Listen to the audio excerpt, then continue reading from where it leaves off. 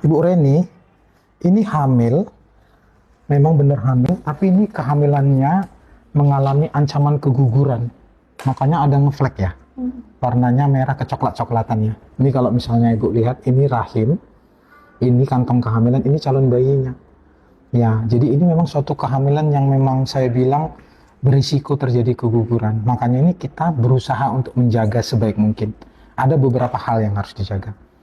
Obat pertama agar dia jangan sampai keguguran, obat pertama itu yang paling penting sebenarnya istirahat. Itu yang perlu diingat. Jadi kita kalau mencegah keguguran, jangan tergantung obat-obat dulu. Penguat ini itu ya itu boleh untuk membantu. Tapi sebenarnya yang paling penting istirahat. Dan hindari untuk berhubungan badan, itu yang pertama. Terus yang kedua, makan yang sehat dan bergizi seimbang.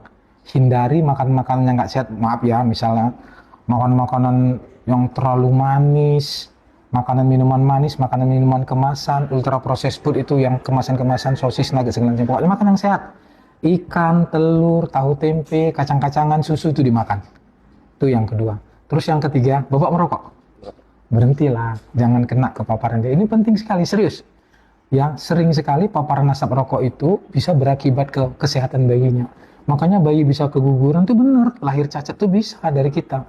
Jadi dijaga, itu ya. Terus yang keempat, yang juga penting adalah makan vitamin yang perlu untuk kehamilan. Yaitu apa coba? Yang paling perlu kalau untuk kayak gini biasanya asam folat. Nah, asam folat ini ada banyak contohnya, sebentar ya. Nah, bisa pilih. Saya pikir ini nanti bisa dikasih, ya. Ini folasi ini saya pikir merupakan salah satu pilihan yang bagus karena ini asam folatnya itu bentuknya aktif.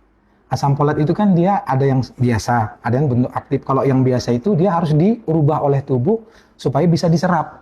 Dan memang nggak semua orang ternyata bisa merubah asam folat ini menjadi bentuk aktif sehingga kadang-kadang walaupun dia makan asam folat masih anemia, nggak terserap asam folatnya. Jadi ini salah satu rekomendasi. Ini kemarin kita nemunya ada di e-commerce. Kalau misalnya mau beli dan segala macam boleh ya.